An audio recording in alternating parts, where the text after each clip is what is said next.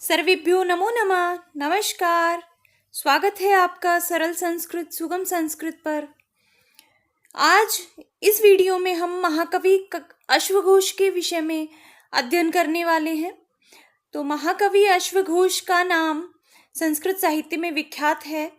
आपने अवश्य ही इनका नाम सुना होगा। ये एक बहुत बड़े बौद्ध दार्शनिक थे जिन्होंने बहुत सारी रचनाएं की हैं। कुछ इनकी दार्शनिक रचनाएं हैं जिनका सरोकार हमें यहाँ पर नहीं है। हमें केवल इनकी साहित्यिक रचनाओं के संबंध में अध्ययन करना है।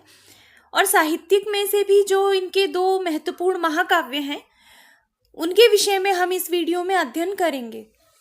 तो सबसे पहली बात यह है कि इनका मूल नाम आर्यभदंत था।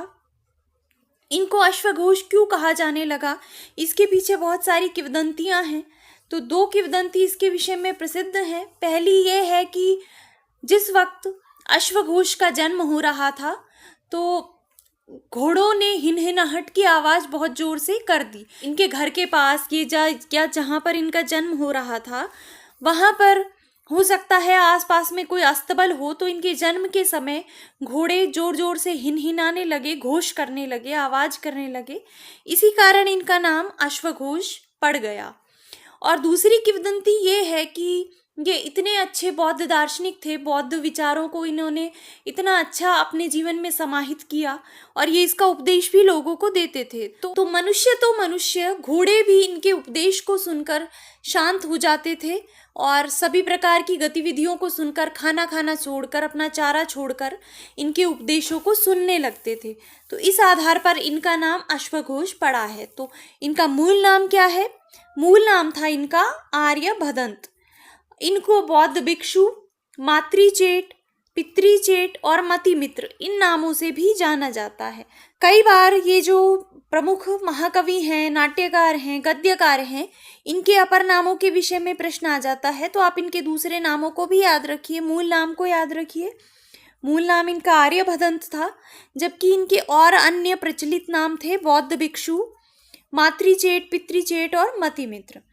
इनका समय कनिष्क का काल माना जाता है। जो प्रसिद्ध राजा कनिष्क हुए हैं, जिनका समय प्रथम शताब्दी ईस्वी में था, ऐसा माना जाता है कि अश्वघोष इनके समय हुए हैं। हेनसांग ने और इत्सिंग ने भी इनका उल्लेख अपनी घटनाओं में किया है। दूसरी इनके विषय में एक बात ये मिलती है कि कनिष्क के समय जो कश्मीर के कुंडन वन में चतुर्थ बौद्ध संगीति का आयोजन हुआ, उस समय उस बौद्ध संगीति के वसुमित्र तो उसके अध्यक्ष थे और जो ये अश्वघोष थे ये उस बौद्ध संगीति के उपाध्यक्ष थे। तो ऐसा वर्णन कई स्थानों पर साहित्यिक ग्रंथों में मिलता है। तो उसके आधार पर इनका समय प्रथम शताब्दी ईस्वी माना जाता है। ये अयोध्या के निवासी थे, साकेत के रहने वाले थे। इनकी माता का नाम सुवर्णाक्षी था और इनके गुरु का नाम था आचार्य पार्श्व। तो इनकी माता का नाम सुवर्णाक्षी था, ये साकेत के रहने वाले थे। इसका उल्लेख स्वयं इनके ग्रंथ के अंत में ये इस प्रकार का वर्णन करते हैं। अपनी माता का नाम ये बताते हैं, अपने निवास स्थान को बताते हैं। पिता के नाम का उल्लेख कहीं पर भी इनके द्वारा नहीं किया गया, तो इनके पिता का नाम कहीं भी प्राप्त नहीं होता। इनकी माता का नाम सुवर्णाक्षी था, ये इन्होंने स्वयं अपने ग्रंथों के अंत में लिखा है। अश्वघोष के विषय में महत्वपूर्ण जानकारियां एक बौद्ध ग्रंथ से प्राप्त होती है जिसका नाम है धर्मपीटक निदान सूत्र। तो वो ये बताता है कि बौद्ध संगीति का आयोजन हुआ। जो भी इनके संबंध में जानकारियां प्राप्त होती हैं वो यहाँ से प्राप्त होती हैं। इन्होंने कुछ महत्वपूर्ण रचनाएं लिखी, कुछ महत्वपूर्ण ग्रंथों का प्रणयन किया। तो इनमें से कुछ दार्शनिक ग्रंथ थे और कुछ थे साहित्यिक ग्रंथ। तो हमें इनके साहित्यिक ग्रंथों के विषय में अध्ययन करना है। तो इनके चार प्रमुख साहित्यिक ग्रंथ हैं: बुद्धचरितम, सौंदरनंदम, शारिपुत्र प्रकरणम और राष्ट्रपाल नाटकम। इनमें से जो बुद्धचरितम और सौंदरनंदम थे ये महाकाव्य हैं और शारिपुत्र प्रकरण 9 अंकों का एक नाटक है। इसके अतिरिक्त राष्ट्रपाल नाटकम भी एक नाटक है।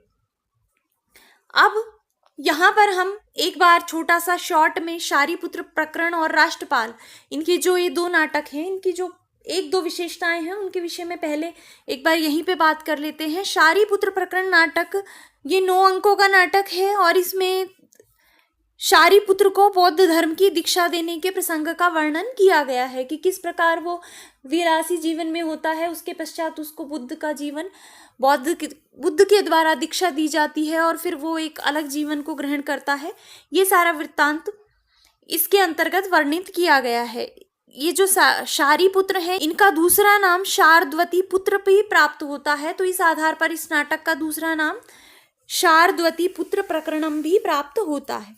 और जो इनका ये दूसरा नाटक है राष्ट्रपाल नाटकम, ये संस्कृत भाषा में प्राप्त नहीं होता, केवल चीनी भाषा में अनुवादित मात्र प्राप्त होता है। तो इसका मूल संस्करण किस प्रकार का था वो कुछ भी यहाँ पर जानकारी प्राप्त नहीं होती।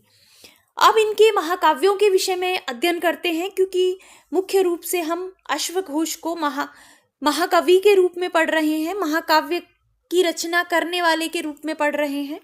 तो सबसे पहले बात करते हैं बुद्ध चरितम के विषय में। बुद्ध चरितम कुल 28 सर्ग का महाकाव्य है। इन 28 सर्गों में से 17 को ही प्रामाणिक माना जाता है। इन 17 में से भी 14 तक जो सर्ग हैं वो संस्कृत में लिखे हुए प्राप्त होते हैं।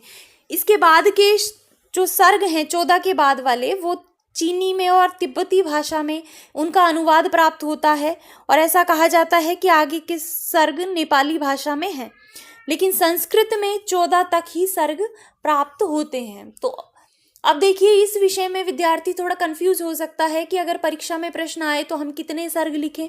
तो वहाँ पर देखिए, प्रश्न पर निर्भर करता है। अगर आपसे पूछा जाए बुद्ध चरितम में कितने सर्ग हैं, तो आप कहेंगे 28 सर्ग।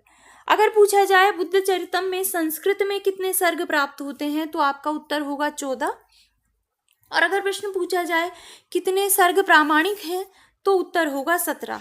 और अगर इस तरह से भी प्रश्न आ जाए कि बुद्ध चरितम के अंतर्गत कितने सर्ग हैं, और वहां पर अगर आपको 28 सर्ग का ऑप्शन ही ना मिले, तो वहां पर सही उत्तर होगा 14, क्योंकि 14 तक सर्ग ही संस्कृत में लिखे हुए प्राप्त होते हैं।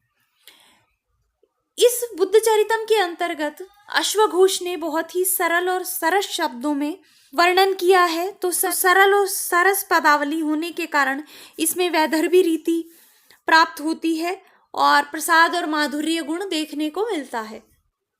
इसका प्रधान रस शांत रस है, जिसमें जीवन की निस्सारता को बताने के लिए शांत रस का प्रयोग अश्वघोष ने किया है। चीनी भाषा में इसका अनुवाद प्राप्त होता है, और जो चीनी भाषा में अनुवाद है उसको फो शो हिंग तशन किंग इस नाम से जाना जाता है।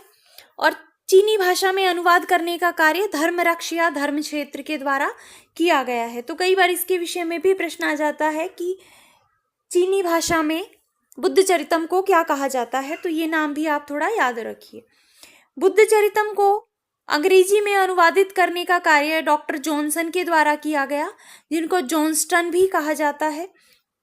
तो इस विषय में भी आप ध्यान रखिए। दूसरा एक बात और यहाँ पर है कि संस्कृत में प्राप्त सर्गों में बुद्ध के जन्म से लेकर और बुद्धत्व की प्राप्ति तक का ही प्रतिपादन किया गया है। जो 14 सर्ग संस्कृत में प्राप्त होते हैं, बुद्धत्व की प्राप्ति पर संस्कृत में लिखा हुआ जो संस्करण है वो समाप्त हो जाता है। इसके अतिरिक्त जो बचे हुए 14 और सर्ग हैं, या फिर जो चीनी या तिब्बती भाषा में अनुवादित सर्ग प्राप्त होते हैं, उनमें धर्मचक्र प्रवर्तन से लेकर और बुद्ध के महापरिनिर्वाण और अशोक के द्वारा स्तूप निर्माण तक का वर्णन किया गया है।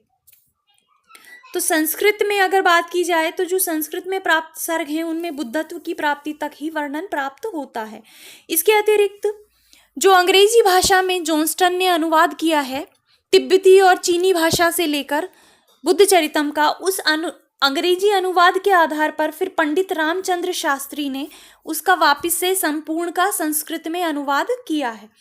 तो ये भी आप ध्यान रखिए। अब इसकी विषय वस्तु क्या है, क्या मुख्य इसके अंतर्गत वर्णन है, तो देखिए इसमें बुद्ध के जीवन से संबंधित वर्णन किया गया है। किस प्रकार बुद्ध का जन्म होता है, कैसे शुरू में वो एक विलासितापूर्ण जीवन जीते हैं और फिर जीवन में उनको कुछ ऐसी घटनाएं होती हैं जिनको देखकर उन्हें जीवन की निस्सारता समझ आ जाती है। वो सब कुछ छोड़कर वो वन में चले जाते हैं, वहाँ पर ध्यान करते हैं और उन्हें बुद्धत्व की प्राप्ति हो जाती है। तो बुद्ध का बचपन का नाम सिद्धार्थ है, आप जानते भी होंगे। तो इसमें सिद्धार्थ के जन्म की घटना का वर्णन है। उसके पश्चात अंतःपुर में विहार का वर्णन है कि उनकी शादी हो जाती है और वो अंतःपुर में किस प्रकार, अंतःपुर कौन सा स्थान होता है जहाँ पर किसी भी राजा की रानियां रहती हैं। तो फिर ये वर्णन किया गया है कि अंतःपुर में वो किस तरह से रहते हैं, क्या वहाँ पर व्यवहार करते हैं। उनमें संवेग की उत्पत्ति हो जाती है। कुछ ऐसी घटनाएं होती हैं जिनको देखकर बुद्ध ये समझते हैं, वो एक रोगी को देखते हैं, एक वृद्ध व्यक्ति को देखते हैं और उनके अंदर ये संवेग उत्पन्न हो जाता है कि सब कुछ क्षणभंगुर है, जीवन बहुत ही नाशवान है, मैं अंतःपुर में जिन विषयों का विलास कर रहा हूँ वो सब बेकार हैं। तो इस प्रकार की संवेग उत्पत्ति उनके अंदर हो जाती है। स्त्रियों के द्वारा सिद्धार्थ को मोहने की चेष्टा की जाती है, सिद्धार्थ द्वारा उनकी उपेक्षा की जाती है। इसके पश्चात अभिनिष्क्रमण का प्रसंग है, कैसे वो सब कुछ छोड़कर निकल पड़ते हैं। छंदक उनका एक सारथी होता है, उसके द्वारा उनको छोड़ने का प्रसंग है। सिद्धार्थ का तपोवन में प्रवेश है। अंतःपुर में उनकी रानियों को जब पता चलता है, यशोदा को पता चलता है उनकी जो रानी है कि वो उनको छोड़कर चले गए हैं, तो अंतःपुर का विलाप दिखाया गया है। उनका अन्वेषण किया जाता है, ढूंढा जाता है। तो कुमार का अन्वेषण इत्यादि का वर्णन इसमें किया गया है और अंत में बुद्धत्व की प्राप्ति का वर्णन किया गया है। और जो अन्य भाषाओं में अनुवादित संस्करण है उनके अंतर्गत फिर अंत में बुद्ध को निर्वाण प्राप्त हो जाता है और उनकी अस्थियों पर स्वामित्व हेतु कलह होती है। प्रथम बौद्ध संगीति का वर्णन, ये सारे वर्णन भी प्राप्त होते हैं। तो ये बुद्ध चरितम एक बहुत ही अच्छा सरल शब्दों में लिखा गया काव्य है जिसके अंतर्गत बुद्ध के जीवन का वर्णन किया गया है। दूसरा महाकाव्य है सौंदर्य नंदम। ये 18 सर्गों में पूर्णतः संस्कृत में लिखित महाकाव्य है। इस पर भगवत गीता के दार्शनिक तत्वों का प्रभाव दिखाई देता है। इसका मुख्य रस शांत रस है। इसका जो नायक है उनका नाम है नंद, जैसा कि नाम से है यहाँ पर आपको पता चलेगा। और इसकी जो नायिका है उनका नाम है सुंदरी। तो शुद्धोधन के पुत्र नंद के उसकी रानी सुंदरी के मोहपाश से छूटने का वर्णन इस महाकाव्य के अंतर्गत किया गया है। ये जो नंद हैं ये बुद्ध के भाई ही होते हैं। जो शुद्धोधन है उनकी छोटी रानी के पुत्र नंद होते हैं और वो अपनी पत्नी सुंदरी में ही हमेशा लीन रहते हैं, अभिशक्त रहते हैं। उन्हें बहुत प्रेम होता है तो वो उसमें ही डूबे रहते हैं। बुद्ध जब सब कुछ छोड़कर यहाँ से निकल जाते हैं, उनको बुद्धत्व की प्राप्ति हो जाती है। उसके बाद की घटना है कि बुद्ध का एक बार पुनः कपिलवस्तु में आगमन होता है, फिर भी नंद उनसे दीक्षा ग्रहण नहीं करते। तो बुद्ध स्वयं भिक्षा के व्याज से उनके पास पहुंचते हैं, लेकिन नंद फिर भी बुद्ध की तरफ ध्यान नहीं देते और बुद्ध वहां से लौट जाते हैं। जब वो लौट जाते हैं तो नंद को पता चलता है कि बुद्ध आए थे, लेकिन वो इतने डूबे हुए थे सुंदरी के प्रेम में कि उन्होंने बुद्ध के तरफ ध्यान नहीं दिया। तो पुनः नंद बुद्ध के पास जाते हैं, उनको प्रणाम करते हैं और प्रणाम करके वापस फिर अपनी प्रियतमा के पास आना चाहते हैं। तो वहां पर बुद्ध फिर उसको उपदेश देते हैं अपने भाई नंद को और बताते हैं कि उसकी स्त्री जो है उसके प्रेम में डूबना सही नहीं है, सब कुछ क्षणभंगुर है। और वो नंद को समझाने के उद्देश्य से वहां पर उनकी पत्नी सुंदरी को कहानी, बंदरी, स्त्री, अप्सरा इत्यादि कहकर और फिर उनको समझाने का प्रयास करते हैं। तो सौंदर्यनंद में लौकिक भोग विलास का और दीक्षा ग्रहण के बीच के अनुपम संघर्ष को बताया गया है। ये अश्वघोष एक नंद की मनो अवस्था का वर्णन करते हैं कि कैसे वो फंसा हुआ है इसके बीच में, कि लौकिक भोग विलास में वो डूबा हुआ है, अपनी पत्नी के प्रेम में डूबा हुआ है और दीक्षा ग्रहण के मध्य फिर जो उसमें संघर्ष होता है उसको यहाँ पर दिखाया गया है। तो ये सौंदर्यनंद की कथा वस्तु है।